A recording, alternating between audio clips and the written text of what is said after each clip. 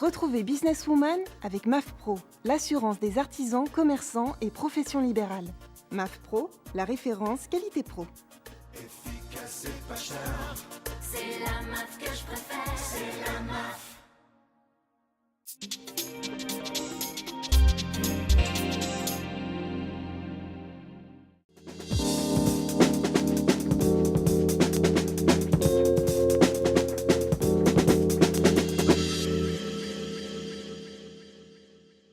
Bonjour à toutes et à tous, merci de nous suivre sur We Do Biz et Demain TV.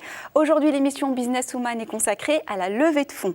Car si dans la vie, l'argent ne fait pas le bonheur, en entreprise, c'est tout l'inverse. C'est même le nerf de la guerre, son oxygène, bref, ce qui la fait vivre et tenir debout. Que vous soyez en phase de création ou en pleine croissance, sans investissement, presque impossible d'aller très haut.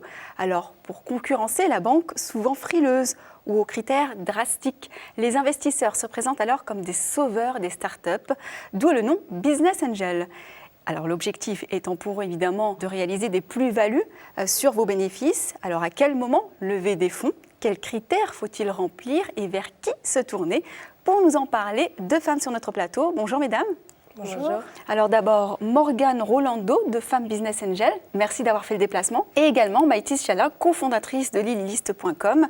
Vous avez levé 280 000 € et vous allez nous en parler.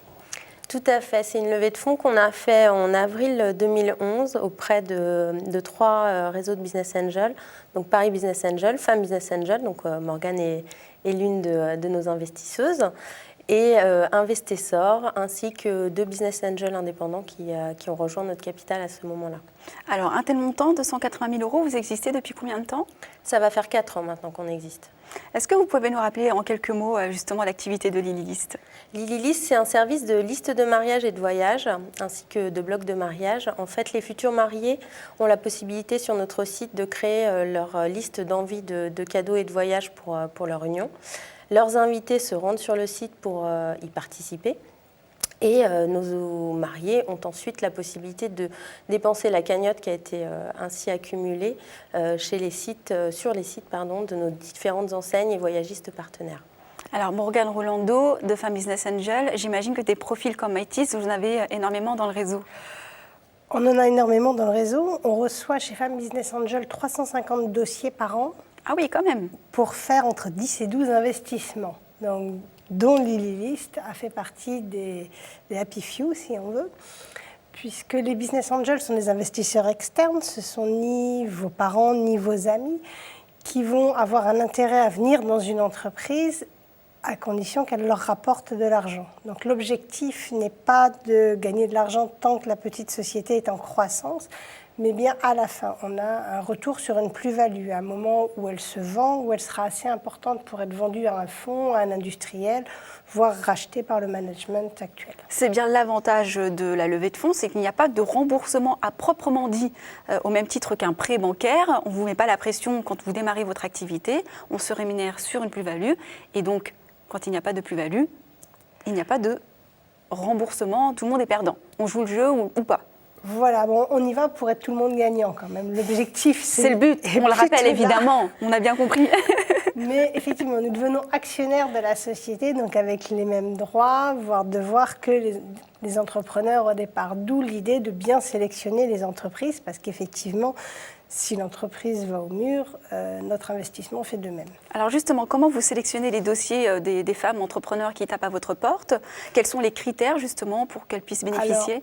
Le premier critère, Femmes Business Angel sont des femmes investisseuses. Donc on n'a pas besoin que les entrepreneurs soient uniquement des femmes. On investit sur des sociétés menées par des hommes et par des femmes. Nous avons un ratio entre 35 et 40% de dossiers portés par des femmes, ce qui est très important, puisque la moyenne des dossiers ambitieux portés par des femmes est 10% en France. Donc on est quand même x3. Et les critères, ça va être un secteur porteur, une innovation. Qu'est-ce que l'entreprise amène comme valeur ajoutée sur un marché, soit un marché existant, soit un marché en création. L'innovation est très importante puisque les business plus traditionnels vont trouver des financements sur le marché auprès des banques que vous citiez tout à l'heure. Alors qu'il est beaucoup plus difficile pour une entreprise qui amène un marché complètement nouveau comme les listes, qui est un pur player du web sur la liste de mariage et qui innovait sur ce sens. Et on investit énormément sur le chef d'entreprise lui-même, puisque le moteur, au moment où l'entreprise n'a pas encore fait toutes ses preuves, bien qu'elle ait déjà... il faut qu'elle nous montre quelques signes du marché, comme quoi il y a une réponse. Donc qu'elle ait des fans sur Facebook, qu'elle ait des futurs clients, qu'elle ait dans leur cas des partenaires qui l'entourent, qui vont agrémenter toutes les listes de mariage. Donc on est sensible à tous ces éléments qui sont porteurs de valeur et de potentiel de marché dans le futur. Est-ce qu'il y a des disparités entre les dossiers proposés par des hommes et des dossiers déposés par les femmes? Je vous pose la question parce que l'émission est dédiée à l'entrepreneuriat Bien féminin. sûr. Nous souhaitons avoir des projets qui soient ambitieux tout en étant réalistes. Ils sont tous ambitieux, mais on voit que l'aspect réaliste se retrouve en général chez les femmes et qu'on doit tempérer les ardeurs chez les hommes un petit peu plus. Pourquoi? Plus ambitieux, peut-être plus porté par l'effervescence ou l'enthousiasme peut-être de la création? Peut-être. Ou ils sont habitués à voir plus grand, et si. Alors que les femmes vont voir plus petit et... Ce qui n'est peut-être pas toujours aussi un avantage de voir toujours plus petit aussi pour les femmes. C'est ce qu'on leur a souvent reproché. Oui, je reviens. Elles ne voient pas forcément plus petit. J'ai dit plus réaliste. Les hommes vont voir grand pour atteindre 60 à 70% de leurs objectifs, alors que les femmes vont nous montrer quasiment 95 à 100% de leurs objectifs. Donc les projets peuvent sembler moins ambitieux sur le papier au départ, mais avec du recul, comme Lilylist, ça fait quand même 3 ans qu'on est chez elle, on peut voir que les objectifs se réajustent en fonction de ce qu'on avait vu au départ. Alors, Maïtis, à quel moment précisément après la création, vous avez envisagé cette idée de levée de fonds et comment vous avez pu concrétiser ça? Alors, l'idée de la levée de fonds, c'est quelque chose dont on entendait parler, évidemment. Étant dans le microcosme de l'entrepreneuriat, c'est forcément, en tout cas, des termes qu'on avait entendus. Ceci étant dit, c'est devenu plus tangible au moment où on s'est rendu compte que pour exister sur le web, contrairement à ce qu'on pourrait penser, ça coûte cher. Donc on avait besoin de moyens pour communiquer, puisque cette levée de fonds a été quasiment intégralement consacrée à du marketing et de la communication. On avait besoin de fonds pour communiquer et du coup, on a commencé à se renseigner un peu plus sur le sujet. Et à contacter des associations de business angels et à commencer les processus de sélection de ces différentes associations de business angels. Alors justement, quand on doit préparer un dossier à présenter devant les business angels, ça demande du temps, de la rigueur. Le temps, c'est précisément ce que n'a pas un jeune entrepreneur. Comment vous avez justement expérimenté ça à cette époque ? Alors effectivement, ça demande un peu de temps en amont parce qu'il faut arriver à boucler un dossier qui soit sérieux, qui soit crédible. Comme le disait Morgane, effectivement, je pense que quand on est un projet porté par des femmes, on est plus réaliste et tout en étant ambitieuse, mais en tout cas plus réaliste. Et du coup, finalement, ce temps qui est consacré en amont de la préparation du dossier, on le gagne en aval au moment de ce qu'on appelle la due diligence par les associations de business angels parce que finalement nos chiffres les chiffres qu'on présente, les potentiels qu'on présente sont crédibles. Donc c'est du temps qu'on gagne derrière. Et puis même si ça prend du temps, les personnes qu'on peut rencontrer au sein des associations de business angels sont conscientes et sont concernées par le fait de justement pas perdre du temps sur des due diligence au détriment de l'opérationnel. Donc, toute cette période où ils vont creuser le dossier pour savoir s'ils investissent ou pas est une période avec des temps forts qui sont optimisés pour justement aller droit au but, droit à l'essentiel, pour que les business angels puissent se faire leur idée sans pour autant que nous, ça soit hyper consommateur en temps. Vous avez eu droit à ce face-à-face avec des business angels, ces fameux 5 minutes, 10 minutes pour convaincre. J'imagine que les retours sont peut-être aussi intéressants. Oui, tout à fait. Et apportent beaucoup. Ça a été hyper formateur de faire ces exercices-là, donc ce qu'on appelle les pitchs, parce qu'en fait, on se rend compte que soit on n'en dit pas du tout assez en 5 minutes, soit on veut vraiment en dire beaucoup trop et du coup, personne ne comprend rien. Donc, dans les deux cas, il y a des réajustements à faire. Et c'est hyper intéressant parce que justement, ça nous permet de structurer notre discours. Après tout, c'est des potentiels clients aussi, donc oui. Ça nous permet également de restructurer le discours sur notre site et vis-à-vis de nos prospects. Donc c'est des retours qui sont super précieux. Ouais.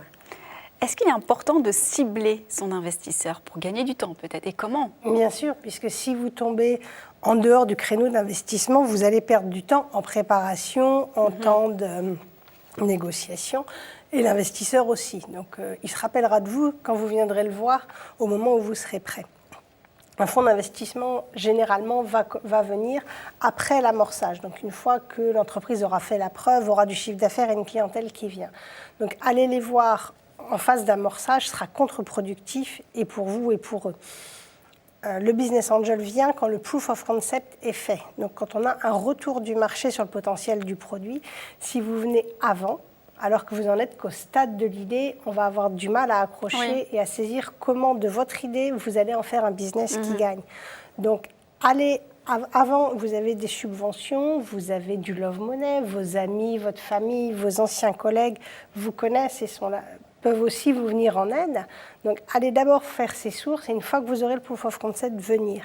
Après, vous avez des investisseurs qui sont par secteur. Oui. Donc là, vous avez... Ça va plus vite. Ben, complètement, mais vous faites un petit travail de recherche sur Internet où vous voyez quel type d'investissement ils ont déjà fait, quel type d'investissement ils sont sensibles. Vous avez des business angels qui sont géographiques ou des anciens d'école. Ça, c'est une fibre sur laquelle on peut jouer énormément puisqu'ils auront tendance à favoriser les anciens de leur propre école. Vous avez cité fonds d'amorçage. Quelle différence pour nos téléspectateurs entre business angel, capital risque et fonds d'amorçage? Pour que ce soit bien clair. Les business angels sont des personnes physiques qui investissent leurs propres économies. Donc chez Lilylist, c'est moi, Morgane Rolando, qui suis actionnaire via le groupe Femmes Business Angel. Un fonds qui soit capital risque ou fonds d'amorçage, c'est de l'investissement pour compte de tiers. Donc ce sont d'autres personnes qui ont confié à un manager de fonds le fait d'investir. Donc quand je fais une due diligence sur Lilylist, je n'investis que mon propre argent, donc je n'ai de compte à rendre qu'à moi-même. Oui. Donc mon expérience, mon activité peuvent me dire oui, banco, j'y vais, alors que le fonds a des comptes à rendre à ses propres actionnaires. Et il a généralement une feuille de route à suivre, que ce soit dans le type de société ou les montants. Les fonds d'amorçage interviennent en dessous d'1 million d'euros, alors que les capital risqueurs vont arriver sur des montants qui sont au-delà de 800, 1 million. Beaucoup plus important. Beaucoup plus important. Donc, quand la société a vraiment montré son ancrage sur le marché. Alors, il y a une crainte aussi qui est celle que connaissent beaucoup d'entrepreneurs quand on veut lever des fonds, c'est de perdre le contrôle de sa société. Parce que c'est des départs, c'est aussi avoir des investisseurs qui ont leur mot à dire. Jusqu'où ils ont leur mot à dire? Est-ce qu'ils sont décisionnaires? Jusqu'à quel niveau? Alors, en tant que business angel ou fonds d'amorçage, on reste minoritaire. L'objectif est que l'entrepreneur soit toujours motivé à faire avancer sa société, à ce qu'il ait une part importante du gâteau, si on veut. Donc, on peut investir moins au départ s'il n'y a pas une grande valorisation pour le faire en plusieurs étapes et lui permettre d'avancer et de faire augmenter la valeur de sa société. Oui, on va devoir rendre des comptes, mais l'ambition se construit à plusieurs. Parce que l'investisseur va certes amener une part de capital, mais il va aussi amener son expérience, il va amener son regard stratégique, un regard externe. C'est même conseiller. Ses contacts. Mais jusqu'où va le conseil? C'est-à-dire, entre conseil et obligation, c'est là où il faut qu'on soit bien clair, juridiquement parlant. Est-ce qu'un investisseur peut imposer une idée à son poulain sur des décisions internes à la société? Bon, au niveau de l'amorçage, c'est difficile d'imposer parce que la société n'a pas encore fait complètement ses preuves. Donc, s'il y a des accords, ça peut être très risqué. On peut imposer quand on va être en phase de quasi-faillite ou de cessation de paiement. Mais là, les rôles sont inversés et on va dire à l'entrepreneur, attention, il y a gros danger, je prends les rênes à ta place pour telle ou telle raison. Le business angel peut vraiment interagir au sein de la société. Est-ce qu'il en a le pouvoir? À partir d'un certain pourcentage, peut-être. À partir d'un tiers, à partir de 33%, vous avez une minorité de blocage. Voilà. D'accord, c'est important que les femmes qui nous regardent comprennent bien effectivement jusqu'où elles peuvent aller, ce qu'elles, entre guillemets, risquent. C'est surtout un avantage d'avoir un business angel, on est bien d'accord là-dessus, mais effectivement que... Et en même temps, les intérêts sont alignés, puisque tout le monde a intérêt à ce que la société gagne en valorisation. Donc s'écouter, prendre le temps de s'écouter, de voir les aspects de l'un et de l'autre sont très importants. Qu'on comprenne où veuille aller l'entrepreneur et que l'entrepreneur accepte d'écouter quelqu'un qui ne soit pas le nez dans le guidon. Puisque quand on est dans son entreprise, c'est du quasi 24 heures sur 24, on dort avec, on pense avec. Et donc ça peut altérer le jugement parfois. Donc c'est pour ça qu'il est bien d'avoir ces séances de conseil où on prend un petit peu de recul. Maintenant, pour arriver à des extrêmes, comme le business angel prend le contrôle, ça peut être une minorité de blocage et ça peut être dans le pacte d'actionnaires aussi. Donc le pacte d'actionnaires ressemble à un contrat de mariage, c'est un contrat sous seing privé qui n'est pas rendu public, mais qui se trouve entre les différents actionnaires. Donc si le business plan n'est pas respecté, si l'entrepreneur prend des décisions alors qu'il aurait dû en référer à ses actionnaires, il peut mettre la société en danger. Dans ce cas-là, l'actionnaire a effectivement une voie de recours. Merci à toutes les deux d'avoir répondu à nos questions et d'être venues sur notre plateau. Merci à vous de nous avoir suivis, c'est passé très vite. Vous pouvez retrouver cette émission sur WeDoBiz, sur ellesentreprenent.fr, sur le site de la PCE. À très vite sur Businesswoman.